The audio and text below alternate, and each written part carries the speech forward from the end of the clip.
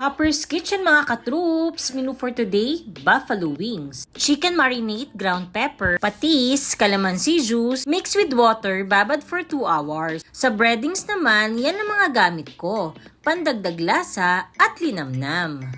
Ready to fry na tayo mga katroops. 1 liter na mantika ang inilagay ko para siguradong nakalubog lahat at maluluto hanggang loob.